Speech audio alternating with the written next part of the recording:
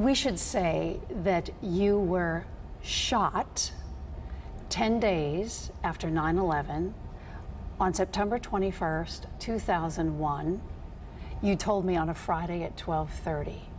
You came from Bangladesh to build a better world for yourself and were working in a mini mart. Pick it up from there and what happened on that day. Well, first of all, thank you very much for inviting me to your show. It's an honor to be here. Likewise. Thank you. It was September 21st, 2001, around 12:30 p.m. I was working in a friend's gas station in Dallas, Texas. And I just moved from New York City to Dallas for a better future. And it was pretty, it was a different experience to work in a gas station. Because you were in the Air Force. I was in the Air Force, and I also grew up in upper middle class family. And after graduating from the Air Force Academy as a pilot officer, I did not feel my destiny was there. And but you were educated, and you came to this country and end up working in a mini mart to rebuild a new foundation in a new country. Right, and I didn't mind doing that. I came to U.S. for pursuing further higher education in computer science, and so I didn't mind to start from scratch. It was pretty interesting to work in a gas station, selling 3 tamales for $1, or maybe candy for 35 cents. And as a pilot officer in the Air Force, you never get a chance to do something like that. So I was enjoying actually the work, and it gave me a chance to connect with the American people. I would say more friendly, in a very grassroots level, and see all kinds of people coming to gas station. Mm-hmm. I was pretty enjoying that work. But that particular day, 10 days after 9/11 terrorist attack, business was pretty slow, and it was raining cats and dogs since morning. And around 12:30 p.m., I saw through the glass of the gas station, through the window, a customer was coming, but he had he was wearing a bandana, sunglasses. And you had been robbed before, so this was a different. I was robbed before, and so as soon as I saw that customer wearing bandana, sunglasses, and a baseball cap, and holding something black and shiny on his right waist, I realized it would be a robbery. So right there, I was ready with the cash on the counter, stepped few steps back from the counter. As soon as he walked in, I said, "Sir, here is all the money. Take it, but please do not shoot me." But he was not looking at the money, though. He was looking at me. And I felt a cold air flow through my spine. Why he's not looking at the money? If he's here to rob me, he should be taking the money and left the store as soon as possible. But then he mumbled a question. "Where are you from?" And before I could say more than "excuse me," he pulled the trigger from 4 to 5 feet away. And I felt it first like a million bees stinging my face. And then I heard the sound, the big explosion. He shot me in the right side of my face and head. And I looked down to the floor, and so blood was pouring like an open faucet from the right side of my head. And frantically, I placed both hands on my head, thinking I had to keep my brain from spilling out. And I remember myself screaming "Mom" very loudly. And I was shaking so hard, I even could not dial 911. And I looked left, saw the gunman was still standing, looking at me. And I thought, if I pretend that I'm dying, he will not shoot me anymore. So I jumped on the floor, and after a few seconds, he left the store. You then were worried that you were going to die. I was. That you can't fall asleep, that you have to get help. How did you get help? Well, I grabbed the phone, but I was shaking so hard I couldn't dial 911, and I was so afraid that I would pass out any moment inside the gas station. So I grabbed the phone, ran outside to the barber store next door, And three men inside looked at me in horror. They thought the gunman was right behind me, and they tried to escape out by the emergency exit door. And I grabbed one of them and he screamed, "Please call 911. I am dying. I don't want to die today." And one of them called 911. And while he called, I caught myself in the mirror, and I couldn't believe that was me. The image reflecting back at me was gruesome. A few minutes earlier, I had been a smiling, healthy young man, Of 27. 27 years old. In the instant it takes to pull the trigger, I had become disfigured, fighting to stay awake, fighting to stay alive. You lost the sight in your right eye. You cannot see out of your right eye. No, what happened as a result of the shooting, I received more than 35 pillars on my face, and at least 2 of them went through my right eye. And after several surgeries, the eye specialist was able to save the vision, save the eye, but the vision is gone. I had better than perfect 20/10 vision. So in my left eye, I have 20/10, but on the right eye, 0. A man by the name of Mark Stroman shot you. You then started a relationship with him. And take me down that journey. Who was eventually put to death? Well, Mark Stroman, the person who shot me in the face, also killed 2 other innocent human beings from Southeast Asia. One named Mr. Waqar Hassan from Pakistan, and the other person name is Vasudeb Patel from India. And as a result of his crime, he was given death penalty in 2002. And I went through a healing process where I grew mentally, psychologically, physically, and spiritually. And after returning from a Hajj, which is a religious pilgrimage to Mecca for the Muslims, I came back as a changed person. What happened in Mecca, I spent almost a month praying almost 15 hours per day, asking for guidance, forgiveness from God. And I kept thinking about my shooting and the person who shot me in the face. And I deeply realized that hate and revenge may bring temporary satisfaction, but they don't bring peace or any solution to any situation. They only bring more disaster and misery. And I thought about Mark Stroman as well, that how his life was irrevocably changed due to this one single incident. And he had been sitting on a death row waiting to die. And I realized that by killing him, we would simply lose a human life without dealing with the root cause. But if he was given a second chance, he might become a better person. I suffered terribly, but I did not see any value in him suffering as well. And I thought that giving him a second chance was the right thing to do. I saw him as a human being, as a victim as well. And I returned from Mecca and I started lobbying to save his life. And I worked very closely with the Amnesty International, the Muslim Legal Fund of America in Dallas, and also Reprieve. It's a London-based non-profit organization who helped me to take my campaign to the European Union Parliament, German Parliament, and at the headquarters of Lundbeck, the lethal injection manufacturer in Denmark. With the help of Reprieve, we were able to convince the executive of Lundbeck to write a letter to the governor of Texas, urging him not to use their product to kill Mark Stroman, because I did not see any value of killing this person. And Lundbeck did that. They wrote a letter, and not only that, I also went to the U.S. Supreme Court asking for clemency to save Mark Stroman's life.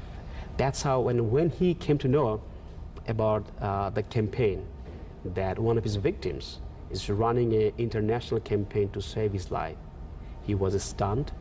He was deeply touched. This is not something he expected from a Muslim. And he was reduced to tears. And he wrote a letter from the prison, a long letter. And he gave many statements to the national and international media. And he apologized and he asked for mercy and forgiveness as well. Where did his hate for Muslims come from? Well, I think it mainly came from ignorance. Mainly from ignorance. He never had a friend, from this faith, or he never met a person who was Muslim. And at the same time as well, what happened, what he said in his statement, that rerun after rerun, the same video clip in the news media, that group of Muslim terrorists did that, hitting the Twin Towers. He said, I snapped at some point because these people attacked my country and I have the right to take actions against these people. So he blamed me and my kind for 9/11. So ignorance, and also some media contributed, and some of our leaders as well. I'm not saying everyone, but some leaders, some people talking about the same thing again and again, fueled to this cause, and he got inspired to take revenge on innocent human beings. You are the founder of World Without Hate. Right. Tell me about this organization. Well, I founded this organization called World Without Hate in 2011, and we believe in the transformational power of mercy and forgiveness, and we are dedicated to promoting the idea and the proposition contained within the Universal Declaration of Human Rights that all people, regardless of who they are or what they have done, they are entitled to their basic inherent human rights and dignity, and to be better people, and to bring about the world that we all want, a world without hate, a world without violence, and a world without victims. We must respect each other's human rights and move past prejudice and to empathize with one another.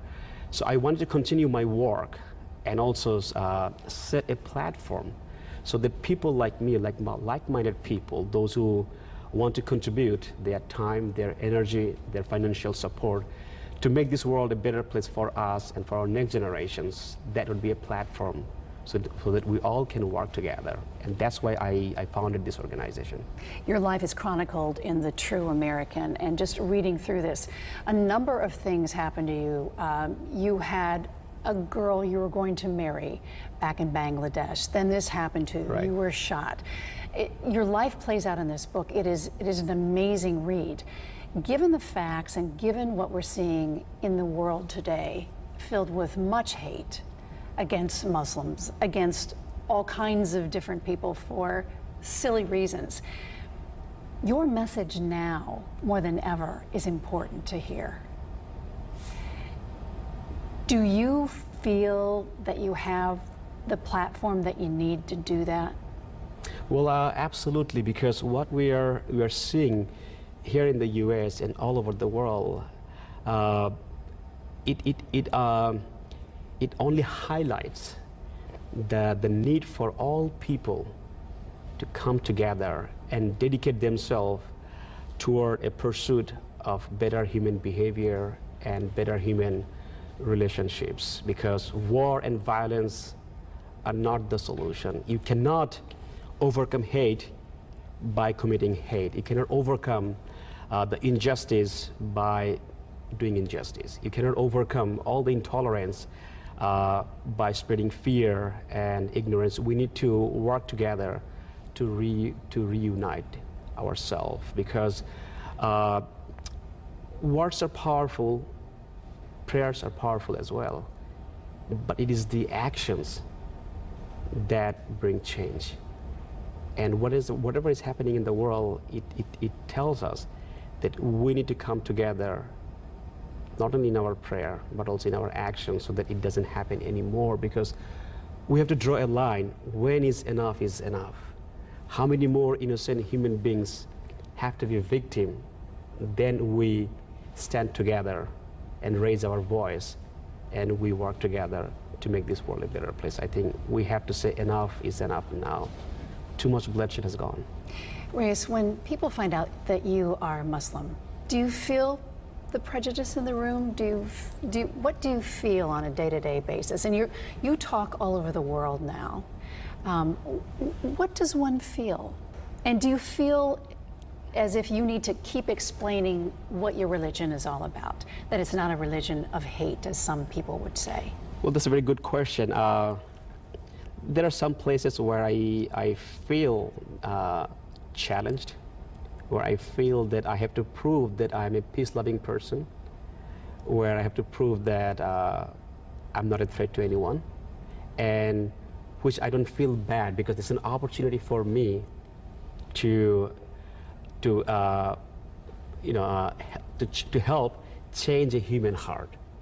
I rather enjoy that, even though it's not very, sometimes it's not really a happy experience, but I take this one as an opportunity for me to help change a human heart. And some places, I have experienced that it's hard to help people understand, but at least we could reach to a common ground where they may not accept me, but at least they will tolerate me and they will treat me as another human being. They may not say something bad to me on my face, but at least they will not hurt me. Some places I feel that I'm well accepted and treated as a fellow human being, and also treated with respect and dignity. And the way I see it, there are good people, bad people everywhere, in every culture, in every religion, in every country. But the problem is that some people, they use their religion as a scapegoat to justify their bad behavior for two reasons: either for material benefit or for name and fame. But it can be cured. There are many ways, I would say, and that's what I try to do when I face people. They do not treat me with respect, or they treat me as a lesser person. I try to continue to reach out to them again and again. Where did you find this power? Where did you find it? You were going to be left for dead on the floor of a mini mart in Dallas. Where did you find the strength? Few things. There were my upbringings, one thing. My promise to God on my deathbed. And when you were lying there on the floor? I was lying on the floor, and also on my way to the hospital, I made a promise to God that if you give me a chance to live, I promise I would do good things with my life. I would dedicate my life for others. So God gave me a chance. So it's my time to prove that I'm keeping my word.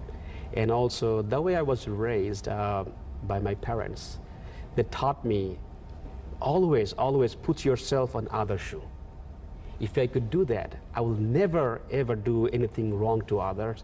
And that will give me the pleasure, that will give me the courage, the strength to go the extra mile and always be just and respectful to others. So I think it's a combination of the upbringings, the faith, and also the military school taught me not to give up. If I ever fall, if I ever face any challenges, I should get right back up and try again. If I ever wanted to be successful and impactful, I think it's a combination of everything. I don't give up, and I see every challenge as an opportunity to make something, to bring something good out of that. Was it worth coming to America? Well, absolutely. I mean,